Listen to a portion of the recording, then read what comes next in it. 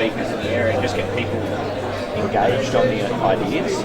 So that's a real struggle in Australia. Lots of people don't want to talk about these things, or aren't interested. So just running events that get people interested first, and then you can have a discussion about what we're about, have them engaged in the think tank. So that's our main challenge. I think the other thing is we've actually done well is we put together a few research papers and stuff like that, and we've managed to get in the newspaper. So we had an election, so we started writing some reports on the big issues. We're lucky that our executive director worked in polling, so he was very good pollster. Turns out we do some polling, find out what the key issues were amongst Queenslanders, and then we wrote some papers around those issues that got us a little bit of attention. So I don't know, there's our experience in 3 years. I would say how that compares with you guys. What's your experience been in 3 years? So I think both kind of what's the experience. But I think that most of the time there are some challenges because we are based in not based in capital city, we are based in part of the capital city. So it's always challenging when you are part. And then the other thing is that there are no such organizations who are aligned to a mission, so who are close to a mission, that is another challenge. So there is not much to look support from others. So you have to build your team, you have to build your audience. So we are doing that. What would you say are some of the key points of maybe your strategy with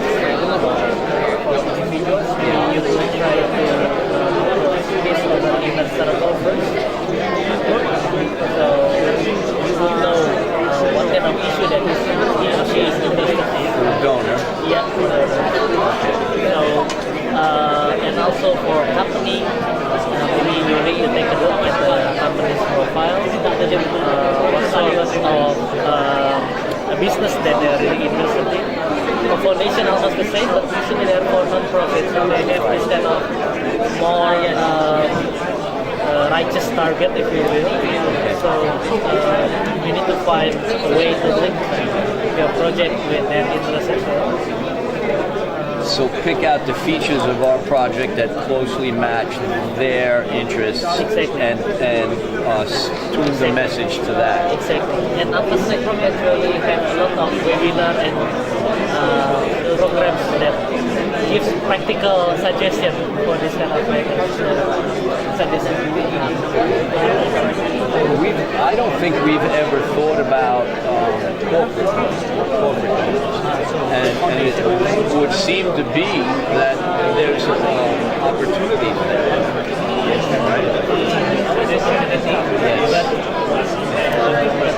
When you accept money, you have to be honest with yourself, the capacity to deliver. Sometimes they want instant result, but we cannot do that because we don't have the manpower. Right. So, yes. Give them realistic expectations. That's a solid point, right? Not to set up high expectations that we can't meet. So at the moment, we don't have any major projects where we're worried about like setting up expectations. The biggest project we've got now that's new, if you want to even call it a project, I would say it's more of a product, is we've moved most of our videos from DVDs to we're streaming them, constantly adding new streaming videos. And what we're doing now for the first time is we're developing curriculum for them. We used to just have curriculum for the videos on DVD. But now for every new video that comes out that we stream, we have curriculum for it. So that's become a bit of a chore. There's a video or two a week. Is a little bit of an expense because I've gotten someone else to write some of those, because I used to write all of the curriculum. But writing...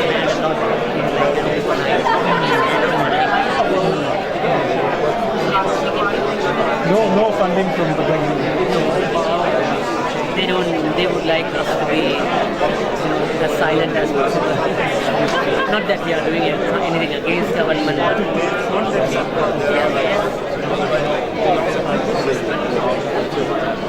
who are studying in 7th grade or 4th grade cannot read text of 2nd class, which I think quite evident, which shows that the quality of education is suffering, and parents are making choices between government and private schools, and they are moving towards private schools. But this regulation. So what is the government goal here? Let's say the government has certain goals. Let's say they want children of certain age to be able to read certain grades level of reading material. So what they did is, the current policy, they reserve 25% in the private schools. So they that's are a quota. building this kind of a thing. Private schools versus Quota, the ratio.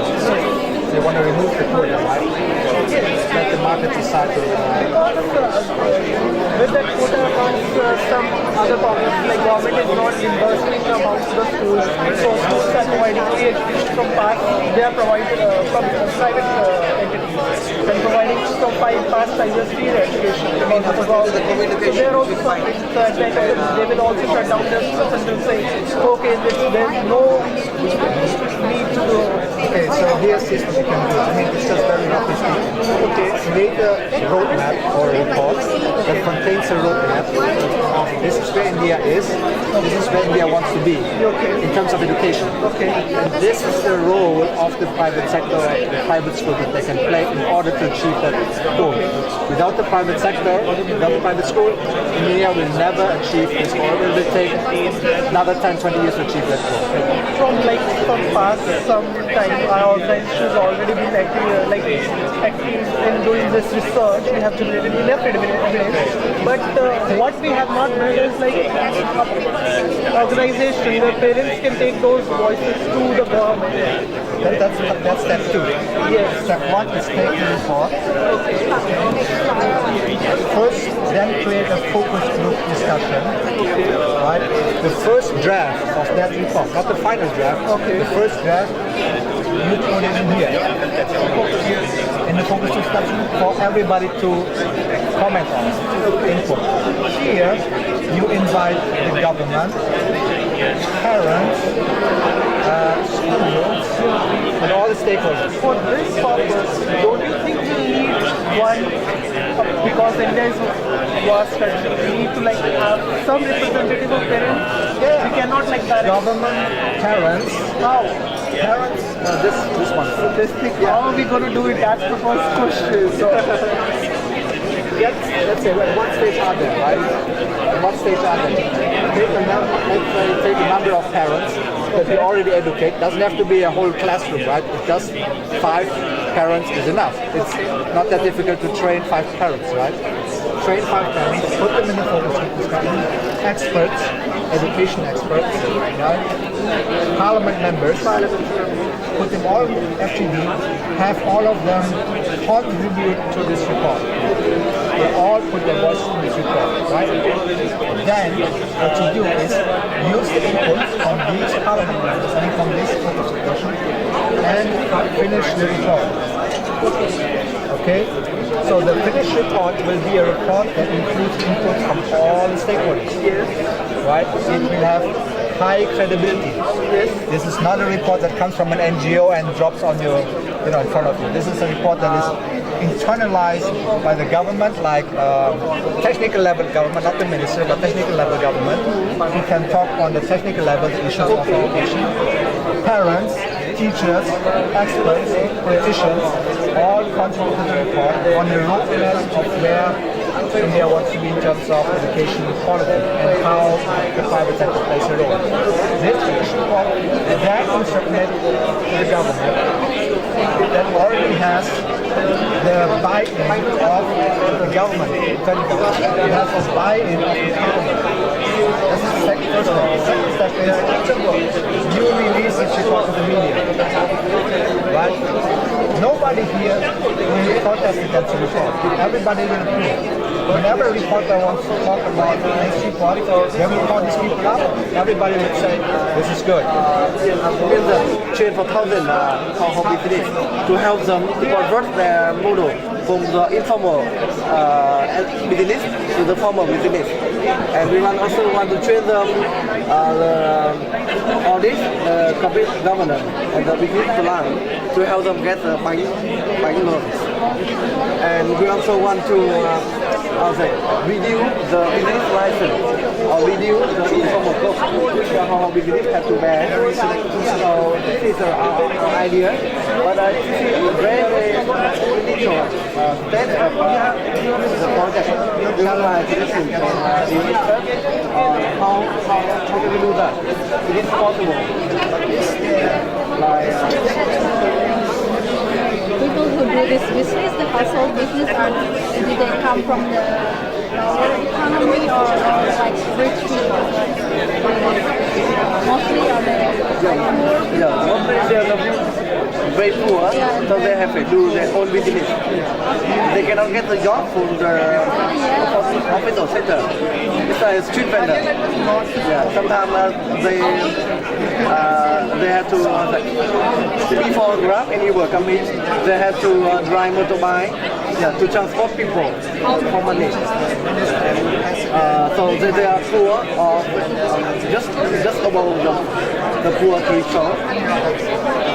So we hope that by support them to open the formal enterprise, so it can give them more opportunity to get out of poor.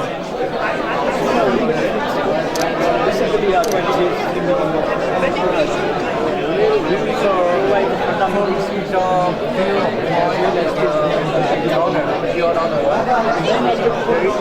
you are donor. Give money on the project. We have not started this. For now, we are looking for the network. Not having the state product is but me, why do you need in the world, almost every storytelling medium has been dominated by believe making reviews that is one of the most powerful things.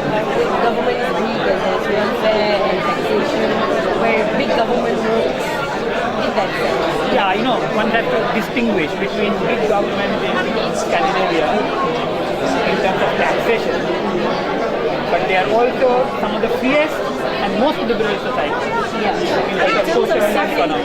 Civil and political rights, they are very few. Yeah, exactly. Yeah. Which means that this is a conscious and a continuous decision that a section of the people, those countries are making as to what the state should provide. Right? And they by and large agree that that's what the state should. So it's not like you are saying that you should do that. No, it's not like we are. You're not saying that every Muslim woman must wear the headdress. So for example, so in that sense, just look at this. We are the topmost in terms of civil freedom. In every index. The only one that they are not perhaps is the sub-index in the economic freedom, which is the taxation. Because they may have 50-60% tax. But as long as people are free in all this, which means that if society at some point decides to lower it, so it's a social contract where society has decided Then they would give up 50% for free healthcare. But they're not demanding that 50% of income would be taxed to tax their economy, or to ensure that the Christianity or all such other social factors are to be accepted. No, they're not saying that. In fact, that is one of the least religious places on earth. So that means they're giving you the maximum freedom in all aspects, but they're using taxation for providing something. As long as you can change, right? At some point in the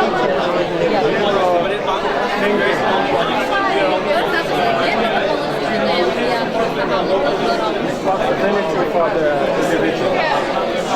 That's an American school, and Delhi is a private school, it's very expensive.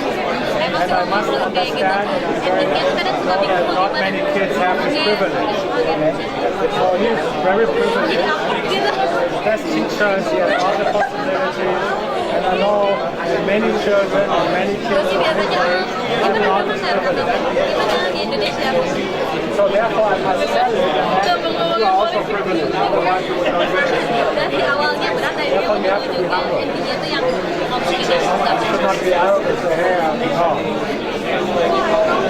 so it's really very much where you come from, the environment, the parents, the school.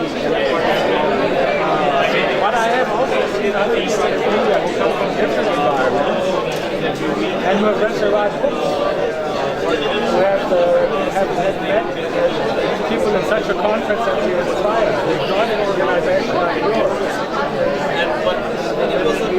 Not do their own research, they need their own kind of own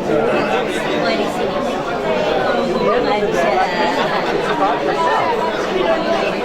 You have to know where you stand. You have to develop your own kind of perspective of where do you stand in society, and what do you want from society, and then you will develop a certain activity. Or not?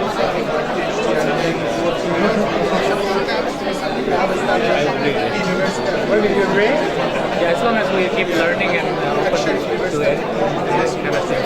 Because I basically not from not from a liberal environment. Yeah, mostly we are not. Because we are. I was trained. I was near to the radical Islam and so on, but I kept learning. And so you are near to radical Islam. What does that mean? It's liberal. So your parents are radicalized? Conservative, maybe. Conservative. They had liberal. Okay. My environment, my and I also studied from a school which is not conservative. So what does that mean? They want you to be very religious? Very religious. And at some point, it's not, it's against my value that I believe right now. Because after I went out of school, out of high school and junior high school, I was trained to be Islamic. And in campus, I have a wider source of knowledge. I found your social books, for example, and then I joined the community of the libertarianism and met Students for Liberty and other libertarian things. Yeah, but you know very well Islam. You can be very religious and be libertarian. Yeah. But my background is not that different. Yeah. So okay. So the open religious the religious group is not open to this.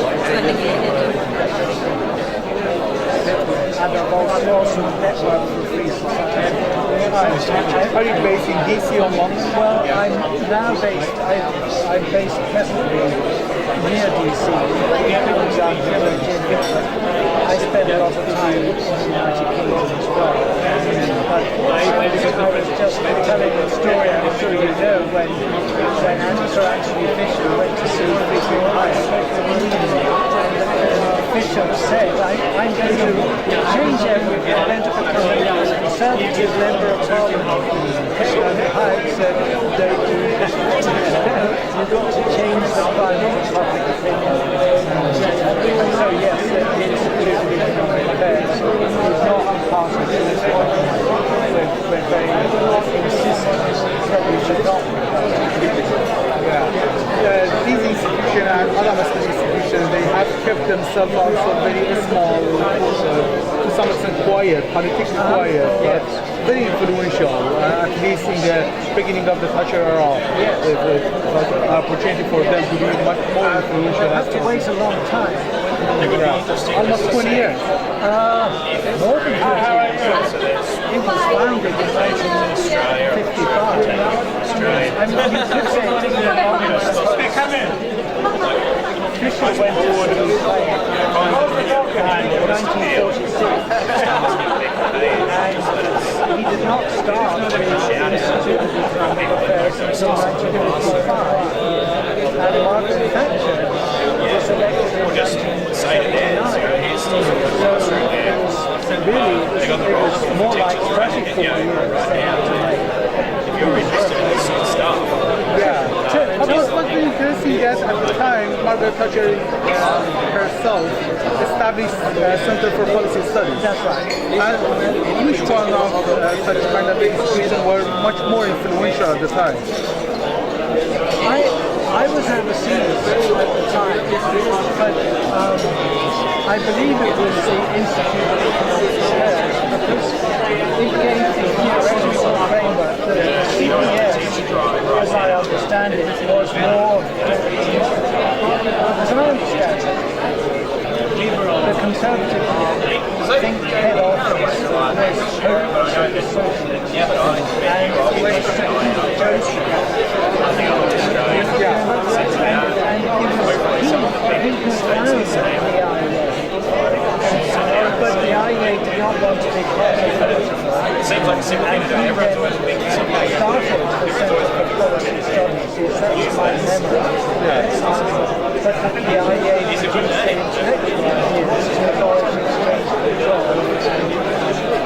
All of the various reforms that of course, I would say that this is the idea. But behind, to some extent, behind the scenes. But yes, but I mean, she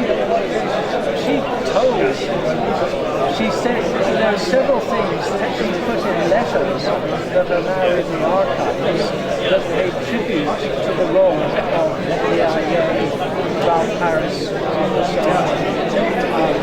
in making the Thatcher Revolution possible. She obviously thought it was very important. She also said a very nice thing about because Fisher established chicken farms. Do you know this story? No. Well, he was a farmer, and there was a sickness of cattle called foot-and-mouth disease, and it killed all his cows. I'm going to keep it up. What's his good just to study what the new ideas in farming, and he came across mass production of chickens. And at that time, in England, people thought chickens were mainly to lay eggs, not to eat. And Anthony produced these chicken farms that produced very low-cost meat for ordinary working people.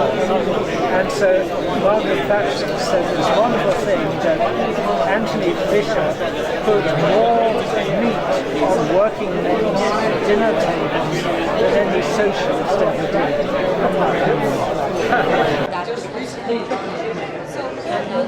It's a great book, and I know the challenges. I understand how difficult it is because if in one school it's that difficult, you're actually targeting a lot of other ideas.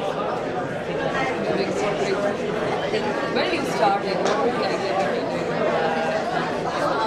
I'm sure you covered a lot. Personal note that you will be, this fellow is anti-government, so we won't come. But you can very tactically make use of the government to serve the people's purpose. So you also belong to that country, the government elected people are also. So what is your background? So, like what is your education? Things what you have done? Oh, where you have done? So that is in Thailand. Okay. Commercial. Okay. You did your graduation from You did graduation in history? Yes. PhD in what? Social philosophy? I think by religious. Oh, That's why I'm preaching about not talking about like an issue where we don't have much background. Finding that the parties had no ideology, and everybody could agree that we don't have electricity to stress about it because we have a good number of people with us, especially young people. 10,000 is whenever you have some campaign, especially someone has a campaign, no one has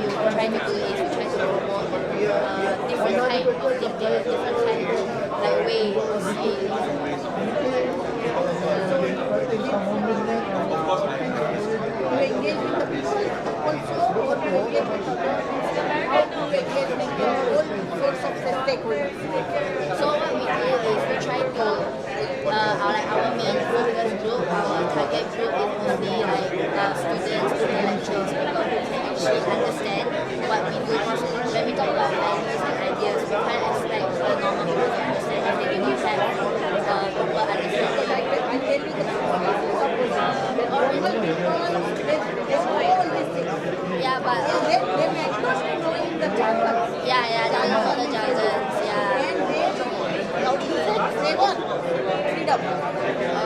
More than, because it is their life. Yeah. It is their life in which they have all sorts of hurdles because of non-freedom. Yeah. All sorts of cultural, social, economic, political, all sorts of because of these things. They of how Islam as a religion is, and they have since all they have an understanding of how Islam is based on what they have learned from like their parents. 15 years ago. You're now in Seoul? Yeah, years old, but that's Bucheon.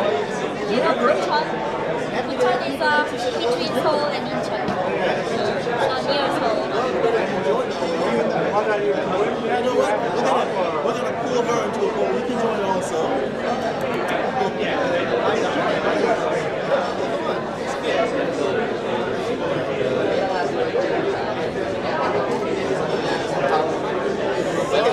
Please post it and tag me. So I think to deal with this, if you look at the CCSs like Manali Shah, we have the flashbang. That's very interesting. We are planning to, and that's one of our That means that the association also policy, and when you have our we can exchange. The association is a big word. I think the idea is to have the voice of opinion to start with. I mean, right now there's no platform where we know what the parents want. We don't know what the parents want. Right? So even if you go and approach the government and talk to them about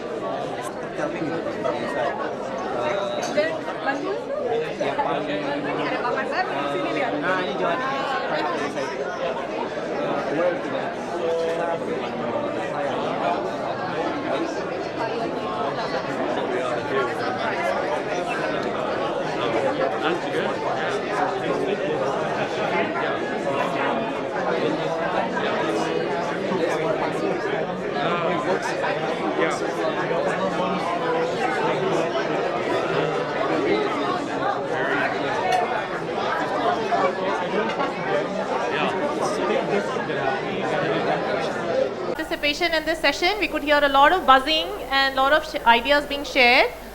We wanted to just take a few minutes to get a sense of the discussions and invite some of the board hosts to share with us any major takeaway or a big idea or the best idea they got from these discussions.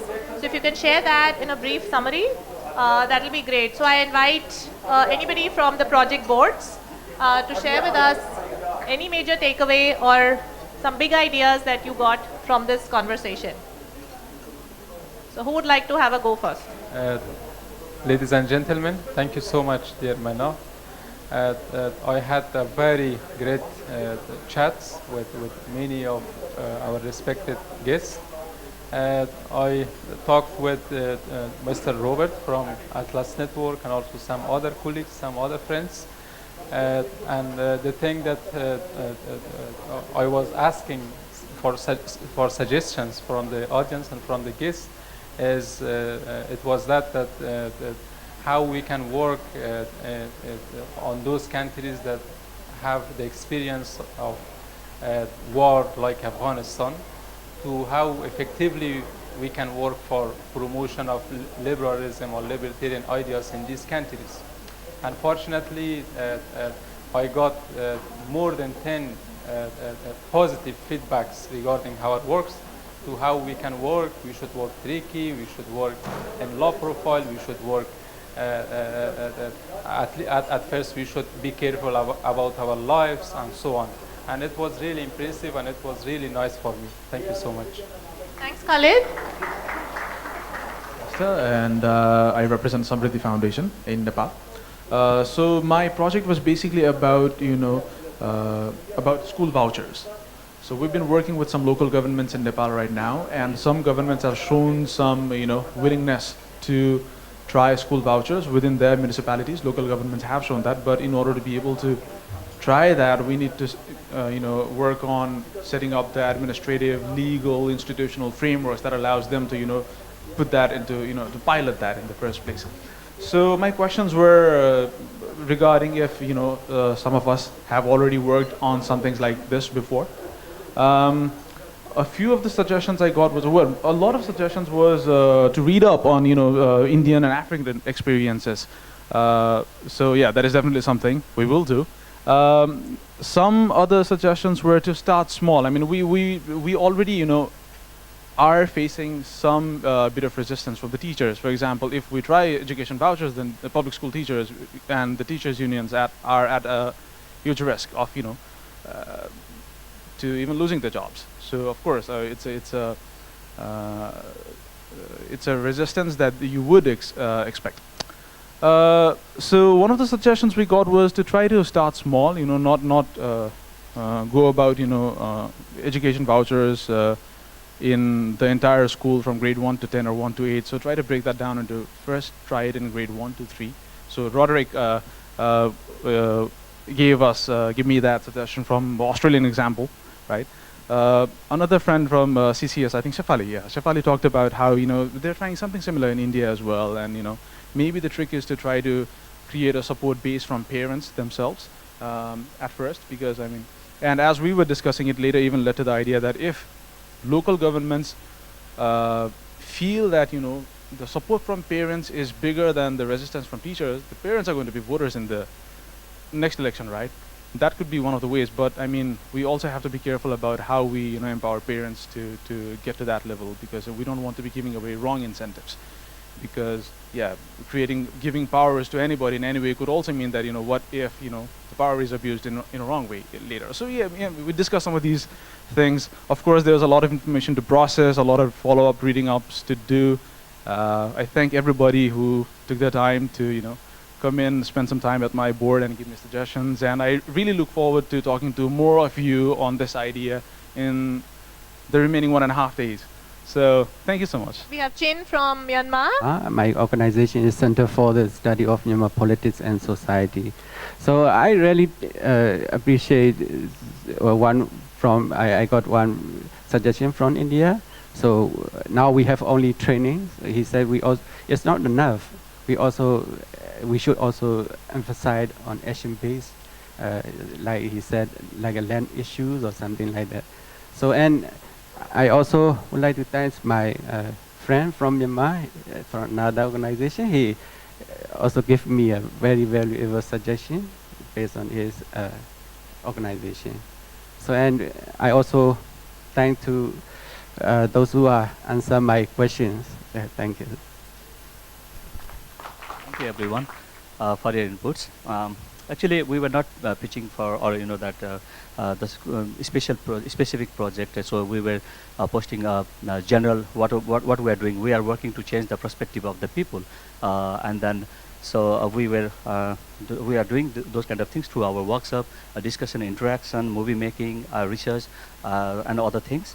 What suggestion we got to reach out to the larger masses with our message is Shafali says that while we do our programs, so to record those kind of things and post it online, and so many people can reach out and see our message so it can reach to many people, so our message can reach out to many people. And another thing is Daniel Ishing from Students for Liberty, he says that we can do a cooperation with the college to reduce our cost and create more value to our program.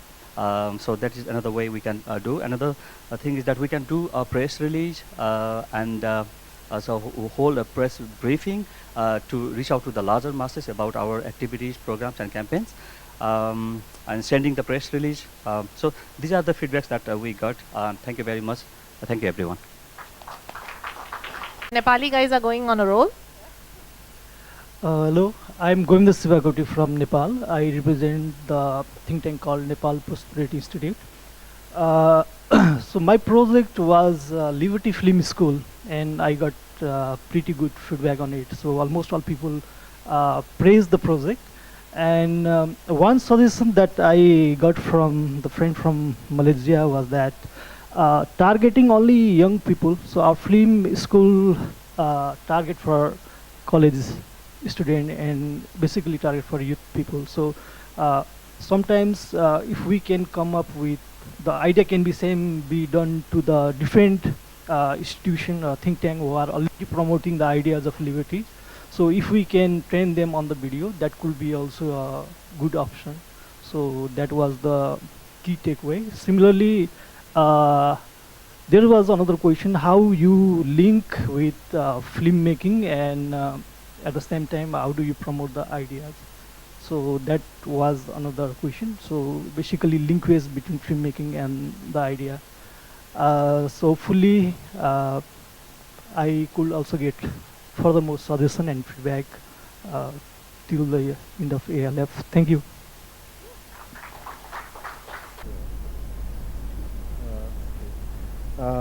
My name is Ali Salman, and I am representing the stall here under the name of Istanbul Network for Liberty, which is a global platform for researchers working on Islam and religious freedom, political freedom, and economic freedom.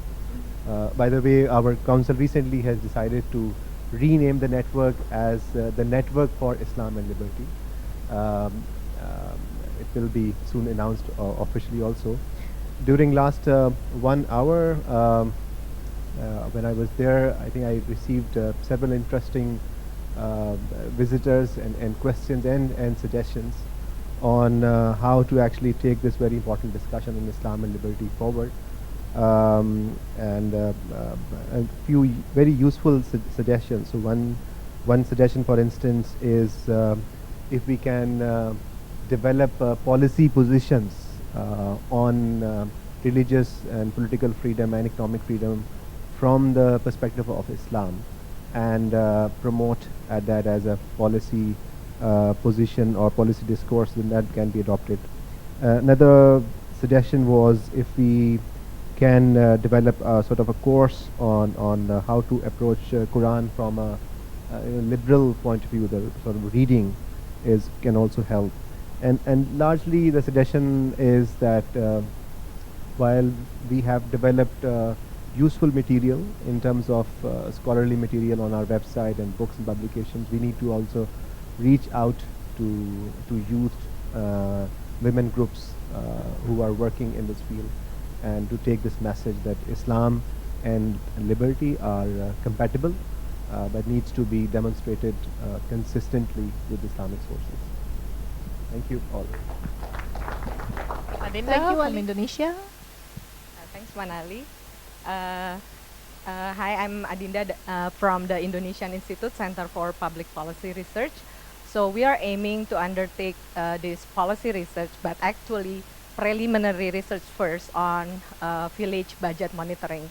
So since 2014, we have this law on village number 6, which basically a part of government intervention to increase wealth at the village level. But question is, where is the participatory approach in this scheme? How can we, as a think tank, try to contribute something like promoting, doing development differently in this process? Because this village budget involves lots of money, and sometimes it becomes political commodity that nowhere people can participate effectively to decide where and how they should use their local resources, and to make sure that they use the money relevant with their needs. So that's something that we're trying to look at by collaborating with other organizations, especially those focusing at village level. Thank you. Would you like to share some of the ideas and some idea that really struck you that came on your board for your project? Yeah, we actually got several inputs, and that's quite interesting. For example, whether we want to focus at the local level first, or we want to see the policy, the national policy level, because like we really need to understand the context first, especially on the village law policy. And then we also need to look further on the output of this research, whether it's going to be policy recommendation for village ministry or directly to local government, because in Indonesia, regional autonomy policy is heavy with the local government than the national government. So that's several issues that we need to think through before going on with this proposal. Thank you. So congratulations, Brad. I can hear doing development differently come up in people's pitches and how they talk. So that's a great job you've done. Yeah, maybe we have time for 2 more who would like to share. Hello, my name is Nanang from Institute Demokrasi dan Kesejahteraan Sosial. In English, it means Institute for Democracy and Prosperity. Our organization believes that individual liberty is fundamental value to build democracy and prosperity sustainable. And we have developed a program that we call Freedom Campaign for Prosperity. And the background why we developed this program is the latest condition of freedom in Indonesia. Several years ago, Indonesia is listed as a free country in Freedom House Index. Also, several years ago, I believe that Indonesia is a free country, but if you know how the condition is now, everything has changed. We have problem on religious extremism. We have economic socialism rise, and the worst thing is that politicians exploit this counter-freedom narrative for the sake of power during these political years. So what we do in our program is we have workshop for young students. We have workshop and training for journalists, campaign for freedom, and we have public for general public. We have writing competition to campaign freedom for prosperity. That's all. Thank you very much for your attention. Thank you. And you'd like to share your key takeaway from the ideas you got on the board? What was 1 or 2 things that really struck you from the suggestions that came that you feel that, okay, this is something we can really work on or actually act on once you go back? Yeah, we received some suggestion there, and the most important thing that we should more detail in focus your stakeholder. Who is your stakeholder? Actually, a student or NGO or a public in general. That's the point. So questions to think about while designing your program. Okay, thank you. And we have time for 1 more. Ladies and gentlemen, I'm Vinamati from ALF Group Vietnam. So first of all, I would like to show my appreciation to all the guests, the distinguished guests and commentator and supporter who give many absolutely extremely helpful idea for our project. Our ideas is, in Vietnam, doing business is a good way to get out of poverty. But it's not easy to do business in Vietnam, especially for the household business. It is because the household business lack of capability and they don't get any support from the government because they are the informal sector. And they had to face up with the fierce competition of state-owned enterprise as well as foreign company who has favored treatment from the government. So because of they are not the informal business, so they cannot access to formal bank loan, and it's like a circle. They cannot get out.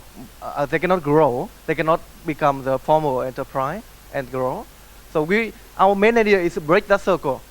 We want to empower our informal household business and help them to become the formal enterprise. How to do that?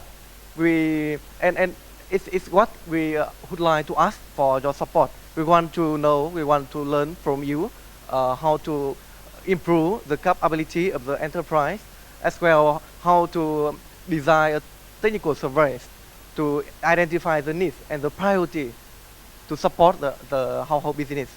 We also would like to ask for the financial support in order to have a media campaign to promote and to train the awareness of the government, the policymaker, and the mass media about the situation of household business. So during the last hours, I received many interesting and insightful comments from many many guests. One of the most interesting and I think that's very useful for us is we can look in cooperation with university and ask for more volunteers since we are short of financial resources. And yeah, so thank you again and very much. I hope that we have a successful and a fruitful ALF 18. Thank you. Thank you so much, and I hope all the board hosts will take back these ideas, make a note of them, and act on them when you go back, because Atlas will be back checking on it, that which of these ideas really helped and you were able to develop them and act on them in future. So in future ALFs, we can say how exciting and successful CSL sessions are, and we can actually share some success stories about, hey, this idea was shared and this is actually in action. So I hope you'll contribute to that. So thank you so much. I hand over the mic now to Anthea for some announcements. Oh. Wow, thank you so much, everybody. Everybody here has so much experience in their own countries, in their own think tanks, and to be able to come together here and share and cross-pollinate our ideas and experience, that is so great to see. Okay, actually we now have a break, and if you guys would like to continue your conversations, there will be a networking evening at around 7. And you can join us at Face Bar. I'll give you more details later today, but that is that opportunity for that tonight. And as well as we actually have a cafe, Liberty Cafe, towards the back here near our breakout session rooms. It's a quiet space. If you guys think that you can cooperate together and need a bit of a more quiet space to figure stuff out, please use that spot. There's a great coffee machine there as well, so take advantage of that. And yep, so now is a break. At 4 p.m. we'll meet back here at the main ballroom for our next guest of honor, who is the former Finance Minister of Indonesia, Mr. Khatib Basri, who will give us a keynote address. So I'll leave you all to it to get your refreshments, and I'll see you back at the ballroom at 4 p.m. Thanks, everybody.